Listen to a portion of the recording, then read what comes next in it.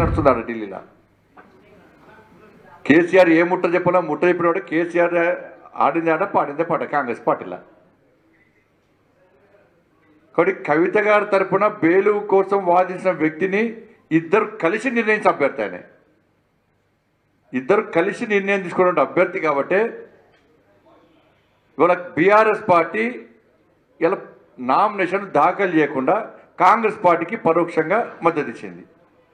ఇప్పుడు చెప్పాలి, BRS party కాంగ్రెస్లో విలీనమవుతుందా, బీజేపీలో విలీనమవుతుందా? ఇలా ఎట్టి బస్సులో అతి త్వరలోనే బీఆర్ఎస్ పార్టీ కాంగ్రెస్ పార్టీలో విలీనం కావడం తథ్యం. దీనికి మళ్ళీ కాంగ్రెస్ వాళ్ళు విమర్శకు ప్రతి విమర్శ కాంగ్రెస్ పార్టీ క్యాడర్ ఆలోచించాలి, కాంగ్రెస్ పార్టీ నాయకులు ఆలోచించాలి, బీఆర్ఎస్ పార్టీ నాయకులు బీఆర్ఎస్ పార్టీ కార్యకర్తలు కూడా ఆలోచించాలి. ఢిల్లీలో ఒప్పందం జరిగింది. ఇది ప్లాన్ ప్రకారం ఇలా భారతీయ జనతా పార్టీని బదనాం చేయడానికి రెండు పార్టీలు కలిసి కుట్రలు చేస్తున్నాయి. ఇవాళ మళ్ళా స్పష్టం చేస్తున్నా, కాంగ్రెస్ పార్టీ ప్రకటించిన రాజ్యసభ అభ్యర్థి బీఆర్ఎస్ పార్టీ కాంగ్రెస్ పార్టీ ఉమ్మడి అభ్యర్థి. అందుకే బీఆర్ఎస్ పార్టీ 39 మంది శాసనసభ్యులు ఉన్నప్పుడు కూడా నామినేషన్ దాఖలు చేయలేదు.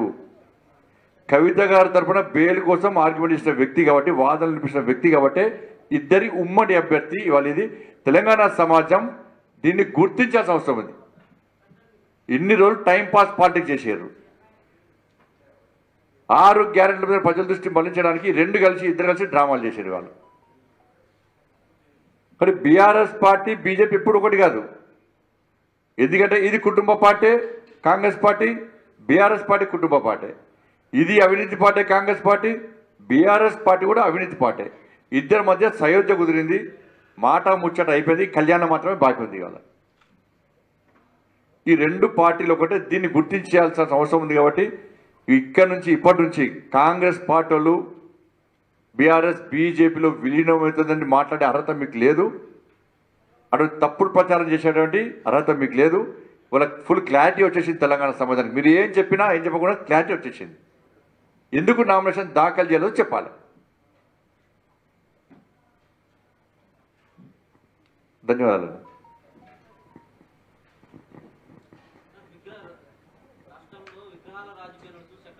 నేను మళ్ళీ చెప్తున్నా, అంటే విగ్రహాల దందా బంద్ చేయాలి.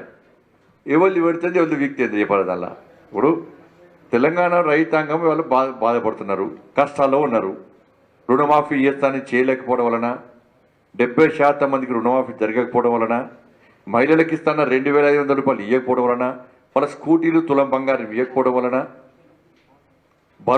రైతు భరోసా ఇవ్వకపోవడం వలన, రైతు కూలీలకు 12,000 రూపాయలు ఇవ్వకపోవడం వలన, యువకులకు నోటిఫికేషన్ ఇవ్వకపోవడం వలన, ఉద్యోగాలు ఇవ్వకపోవడం వలన, 4,000 రూపాయల ఆసరా పెన్షన్ ఇవ్వకపోవడం వలన ఇది ప్రజలు దీనికోసం ఎదురుస్తున్నారు. వీళ్ళ విగ్రహాల రాజకీయాలు అంతా అండర్స్టాండింగ్ రూపాయికారు ఒప్పందం. ఎందుకంటే 6 గ్యారెంటీలపై ప్రజల దృష్టి మళ్లించడానికి. ఇలా విగ్రహాల చర్చ అవసరమా? అరే మీరు కూల కొడతారా? కూల కొట్టుర్రి. వీళ్ళు పెడతా అన్నారు, వాళ్ళ అధికారం ఉంది, పెడతారు. వాళ్ళు వద్దనే పెడతారు. వీళ్ళు పెడతారు, వాళ్ళు కూల కొడతారు. దానికి చర్చ ఎందుకు అనేది? చర్చ అవసరం లేదు. వచ్చా కూల కొట్టు వరదను. ఇప్పుడు మాకున్నది వాజ్పేయి గారి విగ్రహం పెట్టాలని మాకు కూడా ఉంది. కానీ ఇప్పుడు చర్చ పెడతలే మేము. చాలా 3 విగ్రహాల మీద ప్రజాభిప్రాయం తీసుకోండి. మీరు వాజ్పేయి గారి విగ్రహం పెట్టుడా, రాజీవ్ గాంధీ విగ్రహం పెట్టుడా, ఇంకేమన్నా ఏదో ఒకటి. కానీ మేము అంటున్నామా? అది మేము చర్చ జరుపుతున్నామా? కేసీఆర్ బతికాడు కాదు పాపం, నేను బతకాల పాపం, ఆయన 2 నెలలు బతకాల మేము కోరుకుంటున్నాం. వ్యక్తి తెలంగాణ మనోడు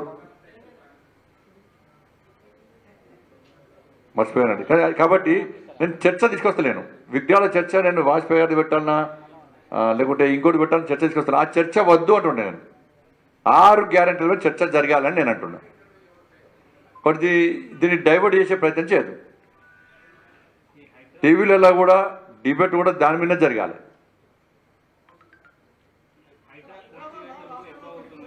దానిలో సగం మంది కాంగ్రెస్ వాళ్ళ ల్యాండ్స్ ఉన్నాయి. దానిలో ఇప్పుడు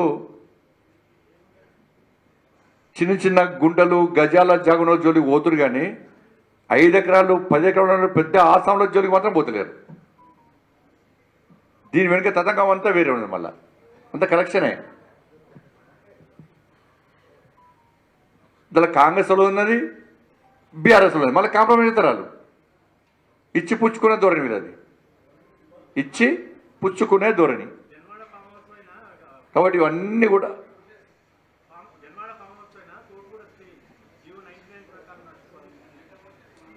ఇవన్నీ కూడా కావాలనే ఇవి కలెక్షన్లు. ఇప్పుడు మహారాష్ట్రకి ఎన్నికలకు పైసలు కావాలి కాంగ్రెస్ వాళ్ళకు, హర్యానా ఎలక్షన్లకు పైసలు కావాలి, ఇక్కడి నుంచి పంపాలి కంపల్సరీ. కర్ణాటకలకు 2 రాష్ట్రాలు ఇచ్చిరాట పైసలు పంపని, తెలంగాణకు 2 రాష్ట్రాలు ఇచ్చిరాట. కానీ కంపల్సరీ పైసలు పంపాల్సి వస్తుంది. కానీ ఈ భూములు అమ్ముకోవాలి, కేసీఆర్ అంటే భూమి అమ్ముకోవాలి, వీళ్ళట్ల భూములు అమ్ముకోవాలి.